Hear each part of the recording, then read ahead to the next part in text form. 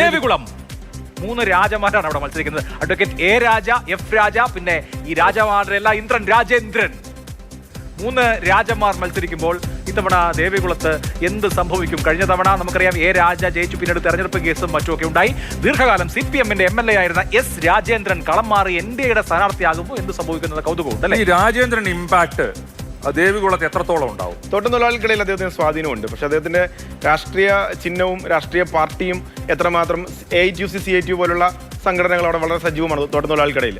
അതിൽ എത്രമാത്രം വോട്ട് രാജേന്ദ്രൻ വർദ്ധിക്കുന്നോ അത് ദോഷം ചെയ്യുക സ്വാഭാവികമായിട്ടും സിറ്റിംഗ് MLA എ രാജയ്ക്കാണ്. അതിൽ എത്രമാത്രം വോട്ട് ചോർച്ച തടയാൻ കഴിയുന്നു എന്നതിനെ ഡിപ്പെൻഡ് ചെയ്തിരിക്കും ഏത് രാജയാണ് ഈ പറഞ്ഞുകൊണ്ട് ദേവികൾ. S Raja, A Raja, F Raja, ഇവരിൽ ആർക്കാണ് രാജമാരിൽ ശരിക്കുള്ള രാജ ആരാണെന്ന് ഇവിടെ തമിഴ് ഭാഷാ ന്യൂനപക്ഷങ്ങൾ തിങ്ങിപ്പാർക്കുന്ന കേരളത്തിന്റെ ഒരു ഭാഗത്തുള്ള മൂന്നാറൊക്കെ അടങ്ങുന്ന ദേവികുളത്തിന്റെ ഈ മണ്ഡലത്തിന് തന്നെ അതിന്റെ പല സ്ഥലത്ത് പല സ്വഭാവമാണ്.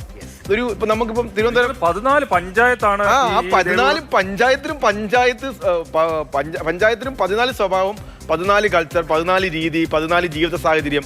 അപ്പം നമുക്ക് ഒരിക്കലും ഈ മണ്ഡലത്തെ മൊത്തത്തിൽ അവിടെ എന്ത് സംഭവിക്കും എന്ന് ചോദിച്ചു കഴിഞ്ഞാൽ ഈ പറഞ്ഞുകൊണ്ട് എല്ലാ പഞ്ചായത്തുകളും വിസിറ്റ്, പക്ഷെ വലിയ മണ്ഡലമാണ്, വിസ്തൃതി കൊണ്ട് വലിയ മണ്ഡലമാണ്. അങ്ങ് ഉദുമൽപേട്ടിന്റെ ബോർഡർ തൊട്ട് തുടങ്ങി ഇങ്ങ് അടിമാലി വരെ വരുന്ന വലിയ മണ്ഡലമാണ്. അപ്പം അവിടെ ഈ പറഞ്ഞ തോട്ടംതൊഴിലാളികളുടെ നിലപാട്, അതിൽ ആ വോട്ടുകൾ എത്ര ശതമാനം എസ് രാജയ്ക്ക് പിടിക്കാൻ കഴിയുന്നു എന്നുള്ളത്, എസ് രാജേന്ദ്രന് പിടിക്കാൻ കഴിയുന്നുള്ളതാണ് വളരെ നിർണായകമാണ്. അതായിരിക്കും ക്രൂഷ്യൽ ആയിട്ടുള്ള ഡിസൈഡിംഗ് പോയിന്റ്. അതായിരിക്കും. അപ്പൊ നമുക്ക് നോക്കാം ആരാകും ദേവികുളത്തെ രാജാവ്. വരട്ടെ സ്ക്രീനിൽ.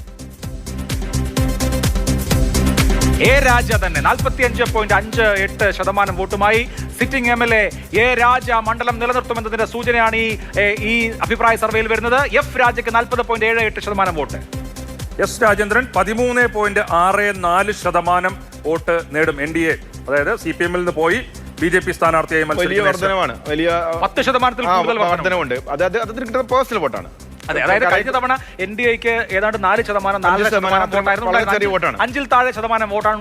തോട്ടംതൊഴിലാളികൾക്കിടയിൽ എസ് രാജേന്ദ്രന് വലിയ സ്ത്രീകൾക്കിടയിൽ വ്യക്തിപരമായ സ്വാധീനമുണ്ട്. ആ വ്യക്തിപരമായ വോട്ട് പക്ഷേ ഗണ്യമായ രീതിയിൽ വർദ്ധിപ്പിക്കാൻ കഴിയുന്നില്ല.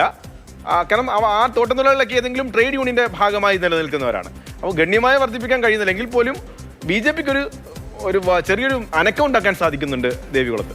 എന്നാലും സിറ്റിംഗ് MLA 4.8% മുൻതൂക്കം ഉണ്ട് എന്നാണ് ഈ അഭിപ്രായ സർവേയിൽ നമുക്ക് ലഭിക്കുന്ന സൂചന. ട്രെൻഡ് അതാണ്, ഈ മണ്ഡലത്തിലെ ട്രെൻഡ് അതാണ് എന്നുള്ളതാണ്.